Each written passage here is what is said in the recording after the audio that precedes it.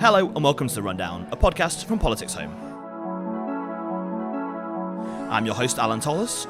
With me for a special episode on the issues facing the hospitality sector is Kate Nicholls, CEO of industry group UK Hospitality, the Labour MP Charlotte Nichols, chair of the All-Parliamentary Park Group on Pubs, as well as Ellie Hudspith, senior campaign manager at the consumer organisation CAMRA. As you can hopefully hear, we're not recording this in our normal studio, but given we wanted to discuss the health of the pub industry, we decided the best thing to do is actually come down to a pub to record this week's show, and not just so I can have a pint at work and charge it to expenses.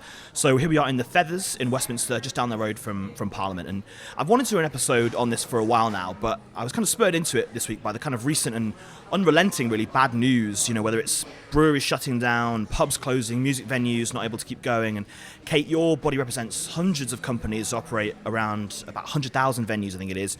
Just give us a sense of what it's like out there at the moment in the industry and why things are so bad at the moment, really. Yeah, so we represent the breadth of hospitality. So we do everything from a single site independent pub, coffee shop, bar, restaurant, right the way through to the national chains. And we also cover hotels and fine dining. So we've got that breadth of understanding and experience. 95% of the market is in membership of ours. It's the perfect storm that you've got at the moment for these businesses. We have to remember that this is a sector that was hit the hardest, hit first, hit hardest and hit longest by COVID. Yeah. So you've got 2.5 years worth of below profitability, loss-making trading, and most of that time closed.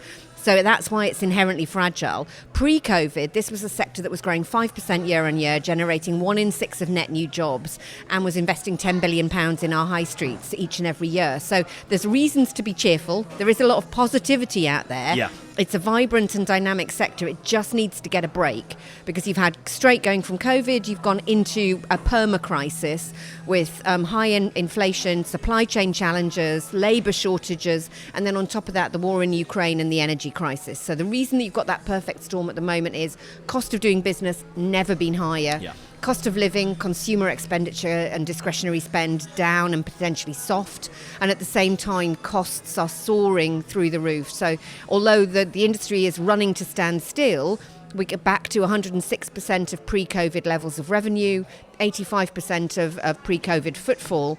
You'd need to be doing 125% just to stand still in the current cost price environment, particularly with energy costs soaring. And that's the big game changer. So the industry just needs to get through that, and then we can go back to that positive record that I talked about at the start. Yeah, Ellie, it's just some of the figures. I saw 1 in 3 pub businesses at risk of failure in the next year. Some data showed about 1,600 hospitality premises closing over the 3 months at the end of the fourth quarter of 2022. It's sort of the highest level for almost a decade in terms of closures. What have you kind of picked up through CAMRA, and what do you guys want to see happen to try and reverse some of those problems? Yeah, so we are, as consumers, really, really worried about what's happening in the sector. Pubs, social clubs, increasingly the wider bar, brewery, tap, restaurant sector. It's a really important cultural thing for us in the UK, and they're social institutions. They help combat loneliness and social isolation. And what we get from our members and our campaigners is that in a cost of living crisis, people want to go out and support pubs and bars and restaurants, but they can't. Yeah. So that's where we need the government to use this budget to really do something. It's a make or break moment, as Kate said. It's a resilient industry, and there's some amazing people in it that want to do great things, but we just need that support right now. Yeah, we'll come on to that kind of aspect of why it's not a normal sector in that sense. It's got a lot more to it. It's more rounded. Breweries is one of the things that's dear to my heart, as drinking a pint as I am now. Lots of closures last year, already about 12 closures this year. One of them at the end of last year was Twisted Wheel in your Warrington constituency, Charlotte. Hopefully, it looks like they might be sort of resurrected in some form, but Unity in Southampton, Dig in Digbeth this week. What have the APBG kind of seen over this kind of time, and why is that breweries especially are kind of really struggling at the moment? So I think, as Kate said, it really is the perfect storm of a number of different factors. Ukraine was obviously somewhere where a majority of grain was coming from. So that's something that's really hit breweries in particular, because those raw materials that they're using to make the products that they're making have become either unavailable or massively more expensive than they were before. The cost of energy, I saw a quite funny tongue-in-cheek tweet from a brewery recently saying that their brewing machine was now a sort of accredited living wage employee because it was costing them something more like than £10 an hour. Yeah, right, exactly. yeah. You know, it was costing them sort of £12 an hour to be running this machine that, Yeah. you know, had previously been a fraction of that. And, you know, as much as that was obviously tongue-in-cheek, that's something that when you add in increased labour costs, you know, a lot of breweries are very small businesses. They're really wanting to do the best for the employees that work for them, and in a cost of living crisis are going to want to be, you know, paying them more where they can. But all of that is ultimately eating into their bottom line. There's a number of issues when you get from breweries into pubs, particularly in terms of how expensive it can be sometimes to actually supply to a pub under certain licensing rules in different institutions and different contracts and all these sorts of things that essentially mean that all of these things together make it almost impossible to be doing business without that support. And we have seen, as in the case of Twisted Wheel in my constituency, consumers really doing everything they can to be supporting them, buying direct from the brewery and so on. But at a time when everyone is really feeling that pinch, it can't be individual consumers and community groups and local CAMRA branches that are trying to keep the sector going. It's got to be the government doing what they can to recognise the unique role of breweries and of pubs in our communities up and down the country and providing that extra support within the budget. And I think it's really important as well that you recognise that this is such a huge industry. Yes, it's made up of many thousands of small businesses, but this is an industry that's worth £130 billion a year. It's bigger than aerospace, automotive and pharmaceuticals put together. Right. It's the third largest export earner. People spend more eating and drinking out in our pubs, bars, restaurants and hotels than all of our food and drink exports put together. It generates £40 billion of tax for the Exchequer, 3.2 million employees. The stats go on and on and on and on and on. But also important, as it's already been said, socially and culturally as well. So you need that network that goes through. So this is an industry that's too big to be allowed to fail, because the knock-on effect, as we saw through COVID, you turn us off, you switch us off, we have knock-on effects all the way through in our communities, in our investment, in the health and well-being of the nation. You've got a big knock-on effect up the supply chain, not just on the breweries as well, but all the farmers, food producers. Yeah. Kate, you were speaking in Parliament this morning at the Public Accounts Committee. A lot of the calls from campaign groups are for things like, VAT reduction, business rates. These are kind of things that I've been reporting on for the last 2 or 3 years that have still not come. Do you feel that the Treasury gets it, or gets why it's so important to provide this? Or do you think that sometimes a bit of lip service really from the Treasury in terms of giving that support, Well, I think you do need to recognise the fact that during COVID we did have unprecedented levels of support for this sector. Yeah. And we've still got the sector singled out for support when it comes to business rates. You get 75% reduction in business rates. It's subject to a cap.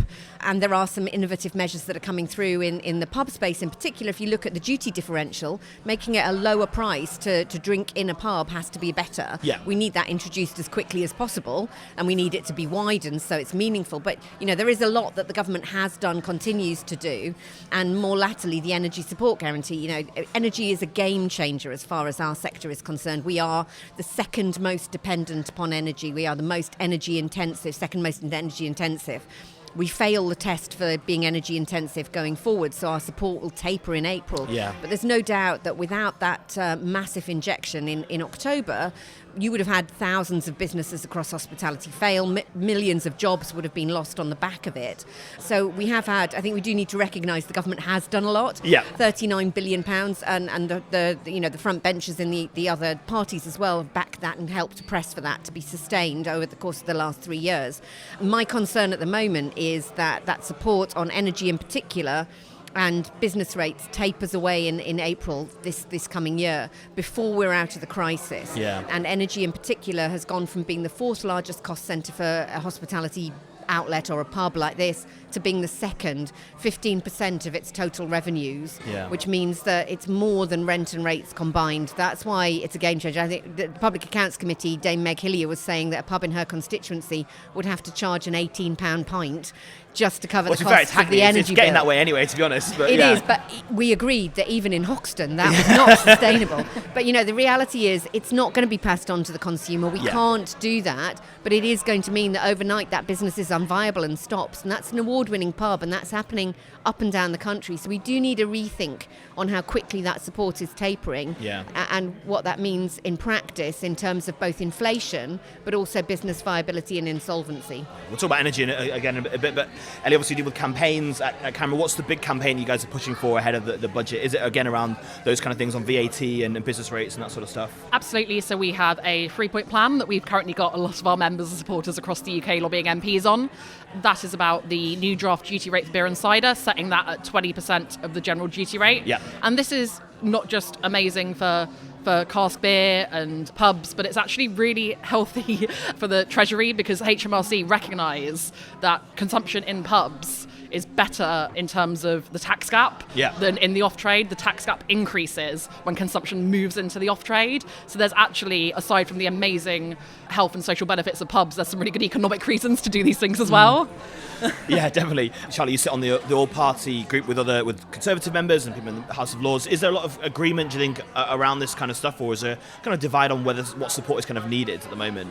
I think actually within the APPG and within the groups within Parliament that I speak to, other related all-party parliamentary groups in the wider sector, there is broad agreement that this is some very common sense proposals. And I think MPs in particular really understand the role that pubs play within our communities. I've often talked about, since time of Thatcher, a kind of hollowing out of the public sphere in the UK. And there are pretty much two institutions that in any community in the country you are guaranteed to find, and that is a pub and some sort of religious space. Yeah. Almost I live in a village in Kent and it has a pub and a church. Yeah. That's and that's what I'm saying. A lot of community centres have closed over the years. Libraries have been closing down. All of these sort of community spaces that we used to take for granted that were up and down the community. As I said, it's literally only pubs and, churches or other faith spaces that have remained within that public sphere. And I think that's what makes pubs have a really special and particular role when we're thinking about public policy, because certainly in my constituency, it's pubs that the local sports teams run out of, whether it's our Sunday League football, whether it's our rugby league teams, whether it's running clubs and things like that. It's where people go to listen to history lectures. It's where our bands go to, find their sort of first audiences when they're playing. It's all of those things within that wider sphere.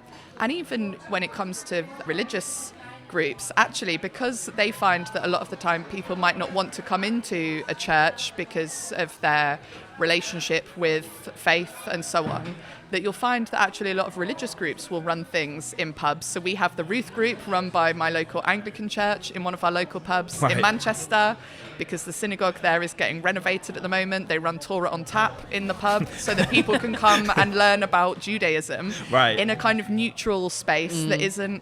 And this is what I mean, pubs have this really special, unique role within the British public sphere, and that needs to be recognised by the government. It's not just a place to, go and have a drink. Yeah. They are literally the heart of every community up and down the country, and once that's gone, it is impossible to replace. Yeah. I'm really interested. The idea is kind of third spaces, social places that aren't home, that aren't work, where you can go and do things. And do you think that maybe that argument has been made enough, really, or the government understands that it's not purely? You talked about teaching it to the Treasury in kind of financial terms, it's better. Do you think that argument has been made enough that it isn't just about revenue and what HMRC gets, it's more than that, really? It's an argument that we can always make more. Right. And I think what people really should look at is the increasing trend in community pub ownership. Yeah. At CAMRA, we are so in favour. We run a Saving Your Local Pub service. We work with the Plunkett Foundation, who do amazing work in this area. We are not aware, even through COVID and the current cost of business crisis, any community-owned pubs failing. And that is because they are built by communities around their local community with services for their community. And, this is absolutely the heart of what we at CAMRA want as consumers in this area. Yeah. Yes, you can always do more to explain the social and cultural benefit, the community benefit. I think it is well understood because almost every MP has the same experience as Charlotte, as it's the heart of their community. It's a sort of key cornerstone. But I think what you've got, it's not recognised in public policy. Yeah. So there is no formal metric for looking and valuing community good and force for good. It does happen in other parts of the world. There are other parts of the world that do have financial metrics to look at health, but also have a community contribution and well-being. And the other thing is that there was some research out by the Post Office yesterday, actually. 1 in 2 people over the last 6 months have experienced loneliness. Yeah. And that's some of the things. And half of them said that the place that they went to get a connection back with a human being to overcome loneliness was in a pub or a cafe or a restaurant as well. And really worryingly, it was our 18 to 24-year-olds. So we have a young generation who are feeling isolated, feeling lonely.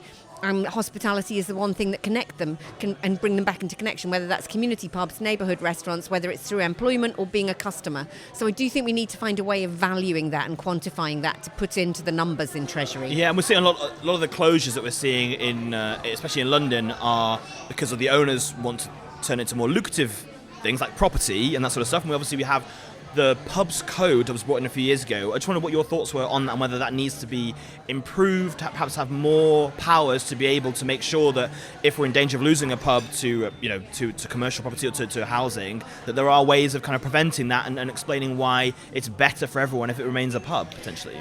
Yeah, I mean, the closures that we've seen most recently and through COVID, in the last year, particularly when you're looking at the end of last year, 75% of closures happened last year in the last 6 months, and they're mainly energy driven. Yeah. They are mainly costs. Yeah. So it's not about somebody taking it over, and it's not about land use. It is about costs and readdressing that cost base. And it's about pre-profit taxes that we've got. We are the most heavily taxed sector of the economy. If you look at the business rates and property taxes, a third of all of our revenues go back to the exchequer in tax. So you need to look at that. And most of those failures came in restaurants and late night bars and nightclubs. So the pub sector actually has survived better. It's still struggling, but it's survived better than some of the other hospitality uses. And partly that's because you've had a more benign environment in terms of rent and landlords. Now, I think the pubs code needs to be reviewed and refreshed and looked at again. But I think the protections that we've got in place, both through agent of change, through community pub orders, do mean that we're not losing pubs to development in the same way that we were before. Yeah, definitely. You talked then about taxation. Alcohol duty has been a huge thing. I was looking at, I think apparently the UK, it's 14 times higher than in Germany, apparently, at the moment. Equally, I mean, duty is one component of it. Duty is a tax on producers. Retail sales tax, 20%. We have the highest VAT in eating and drinking out and tourism across the whole of the EU. And we are, out of 150 international tourism destinations, we are 148th in terms of price competitiveness. So sales tax, also a big component of it. So yes, we need to look at what's happening in the supply chain on brewers who pay the duty, but we also need to look at what's happening in our pubs and bars and the retail environment. Yeah, definitely. Do you think there's been a bit too much kind of, they call them sin taxes? Obviously, alcohol, we need to be careful about alcohol intake, and we know during lockdown there was issues of high alcohol intake, especially people stuck at home. But do you think that we've got the balance right in terms of taxing people, whether it actually is seen as a bit of a tax on poor people or tax on working class people, to have those higher taxes on consumption? I think when we're looking at alcohol consumption and alcohol harm, one of the things that often gets missed in this discussion and debate is about how much better it is if you are drinking, to be drinking in a pub than to be drinking at home. Absolutely. We all know that obviously there's weights and measures legislation in pubs. So, what I would pour as, a gin and tonic if you were around my house versus, what we would get in this pub today are probably two very different things. You also have certain legal responsibilities on the people that are running the bar and the bar staff to be able to say, you've had enough, mate. And all of these sorts of things actually mean that they act as a way of encouraging responsible drinking in a way that drinking at home is often where more of that harm sets in. So I think and if that's a cheaper option as well, then that's I think when we're talking about things like taxes around alcohol, it is fair to maybe be looking at, you know, how cheaply supermarkets can sell certain types of, you know, wine and spirits, and particularly some of the very high ABV stuff. But I don't think that you address problem drinking through making it overly expensive within pubs, because that's somewhere where you're less likely to see that. And again, you know, having the social connection and people drinking with others, it's not just the people who are running the pub who would sort of be keeping an eye on someone else's drinking. It's the other people that are within the pub and so on. So there is a kind of social contract almost, if you're within a pub versus when you're at home, that you're going to be drinking in a more responsible way. When we talk about all of these things, it's important that, you know, we are taking into account things like alcohol harms. But when you look at most pubs nowadays, the amount of alcohol-free options that are available, low and no alcohol sort of alternatives that are becoming increasingly the stigma's been removed available. A lot from a lot of that kind of stuff. And you know, again, we find that with some of the church groups and so on that I mentioned that meet in my local pub, you know, they're not drinking when they're there. You know, they're having a coffee, but it's that space within the community that they're using. We have to really look at it in the round rather than trying to punish pubs for something that is actually a much wider societal issue, and which pubs are really working quite hard to try to address. Yeah. When we're talking about taxation and things like that, something that, you know, at CAMRA we're so aware of is that blunt force measures like increasing taxation, they impact upon small businesses first and kind of more acutely. Yeah. And for us, for consumer choice in the beer sector, you know, small and independent brewers are really important to have. Yeah, exactly. And, you know, when you look at things like competition and economies of scale, you're going to put the small businesses out first. And that's where we see the variety and the diversity and leaps forward in no and low and innovation. And you can now get low and no alternatives to, you know, what we at CAMRA would call real ale. Yes. That taste brilliant. Yeah. I regularly drink low and no beer now when I never used to. Yeah. And we need to make sure that we're preserving that choice in the market and understanding the consequences for small business. Yeah. That's why Ellie's so right that, you know, the policy on duty differential, that a lower rate of duty charged to a pub, which is a safe space to be consuming alcohol, giving a direct incentive to customers to come back out to their pub, that's the way forward, and that has to be in place as soon as possible and widened as quickly as possible. We'll come on to energy, back to energy in a second, but you mentioned about staffing has been one of the issues. Yes. A lot of the conversations we're having around other industries, Brexit isn't mentioned probably nearly enough in these conversations. I just wondered what you made of the impact of that at the moment, and how much of an impact that might have going forward around staffing and other issues as well. Yeah, I mean, I think if you look at the economy as a whole, we've clearly got a record number of vacancies and have had over the course of the year. So this is not just a hospitality-specific issue. It's economy-wide. The NHS is more than 100,000 I in the think NHS. it's over 1 million vacancies over the course of the last year across the economy as a whole. So it's quite clearly there's a disconnect. We don't have enough people able to do the jobs that need doing in the economy. In hospitality, we've been running at around 10% vacancy rate. That's double what it was pre-pandemic, so it's considerably higher. The issues to do with labour market, I think, are primarily COVID related and demographic related. Brexit makes it harder to put right, because Brexit has resulted in a very tough immigration policy, as a points-based system which is inflexible and isn't flexing to the needs of the economy. And so that's where Brexit comes into it. Pre-COVID, we had about 25% of the workforce in hospitality was non-UK, split equally, half EU, half rest of the world. We lost a considerable number of our European workers in particular, but rest of the world workers during COVID. People went home and haven't come back. And now it's very difficult for people to get back into the country through legal migration routes and economic migration routes, because they have to be for jobs that are higher skilled. Do you think it's at the point now where hospitality should be listed as a shortage occupation and to lower those barriers to get more people to come and do those jobs? I think you do need to look again at the shortage occupation lists, and you need to look again at the way in which the immigration regime is working to make sure that you've got flexibility to accommodate the needs of the economy as a whole. Shortage occupation list itself won't do very much, because you've still got to be an NVQ level 3, so an A-level rated job. to come in. It just lowers the salary at which you're able to come in. But you have got considerable problems. And we need to address it as an economy, because half of our businesses in hospitality are saying that they are turning away business. They are reducing their hours. Yeah. They're closing for certain days of the week.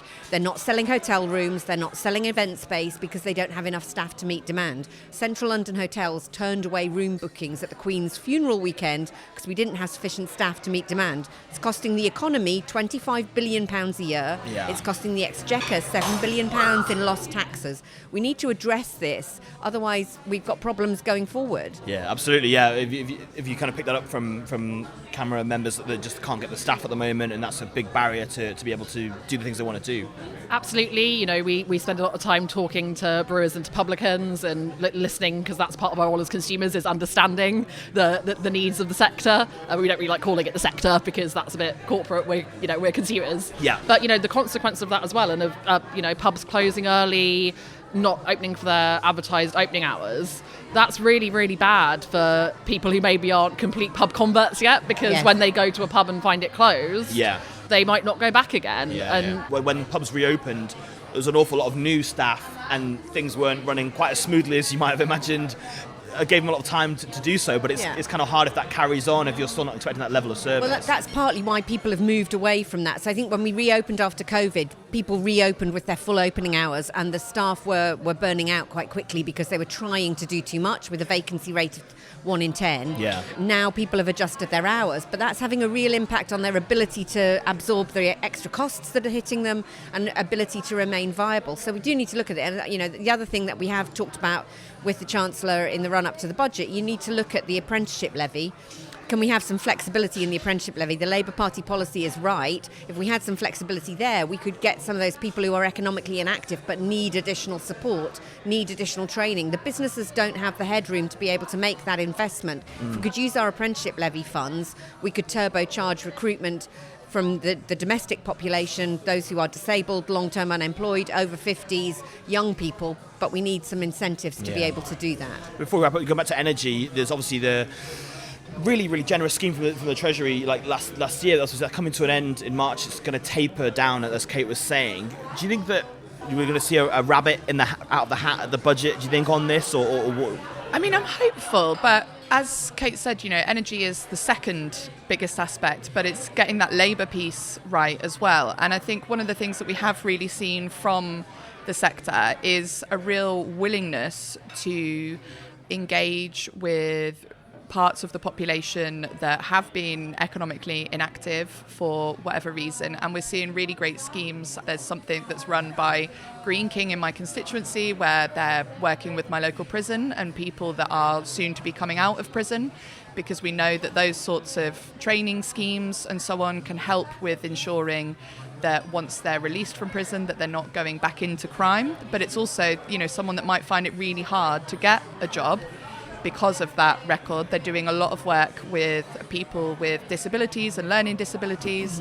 But if we have something that's supporting not only the energy crisis that's facing the sector, but also making it easier for publicans and for the sector more widely to be benefiting from these sorts of schemes and initiatives and so on, and being able to invest in those and having some of it a bit de-risked by the government, those two things together. They've been talking about economically inactive people a lot and how important it is to try and get people back. So you think hospitality is a way of getting people back? Absolutely, and hospitality is a great job. I mean, I've often said my older sister runs a pub, and I've spent a lot of time working in pubs growing up, that it's one of those things that is probably the most useful bit of all of my CV to being an MP. It's a great job, it's a great career, and it can be the kind of skills that you can take to almost any other sector, including politics. Yeah, well, somebody spent a lot of time working behind bars as a student. Yeah, definitely. Yeah, but it's that thing that, as I said, if they can pull those two things out of the hat, I think there will be a sigh of relief across the country. But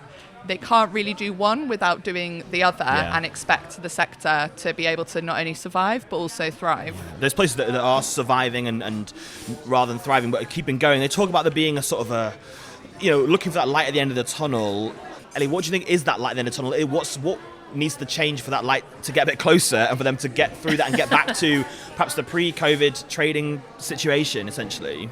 Yes, so we really want to see the government kind of seize on this opportunity of reforming the alcohol duty system, having that draft duty rate. Yeah. That's a bold policy in itself, but be bolder, make that differential with the general duty rate bigger. We need something more sustainable on business rates, maybe a lower multiplier of some sort for the hospitality sector. As Kate said, VAT. The sector can bounce back, and there's amazing people in it. There's so many reasons why this is an amazing thing to invest in for our kind of culture, for our well-being. It's a make or break budget is what we're saying, what we believe, and that's what we need the government to act now and not in 2 years when it's too late and we have so many pub buildings standing empty or just shut for business right now. That's bad for the economy, that's bad for consumers like me. Yeah. I would agree. I mean, you've got £39 billion worth of good reasons why you should do something now. Right. Otherwise, you waste that money. We took the sector through COVID.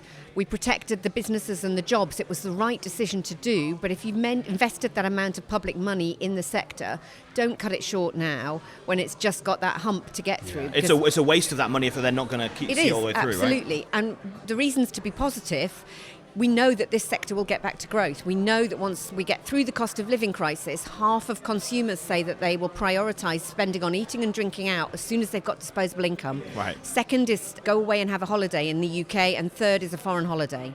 So we know that the sector will generate jobs and growth. We were forecast to grow 5% year on year before COVID hit. If we could get back to 3% growth, which was the latest forecast, that'll generate jobs, growth and investment at pace in every constituency, in every part of the country, if we can get through the next 6 months. So give us a shot of energy and oxygen, and we will repay you in dividends, and we'll get back to £10 billion of investment in our high streets, 1 in 6 of net new jobs, £39 billion worth of tax. Well, let's drink to that then, definitely. That's all we've got time for this week, but you can read all the latest on the big stories from Westminster at PoliticsHome.com, and keep right up to date by subscribing to our 7-day-week newsletters by clicking on the link in the top right-hand corner of the website. Thanks to my brilliant guests, Kate Nichols, Charlotte Nichols and Ellie Hudspith, and thanks very much to The Feathers for hosting us. Thanks all again for listening. Please subscribe wherever you get your podcasts and leave us a review. If you want to get in touch, then reach out to us on Twitter at PoliticsHome or email us via news@politicshome.com. But for now, I've been Alain Tolhurst, and this has been The Rundown.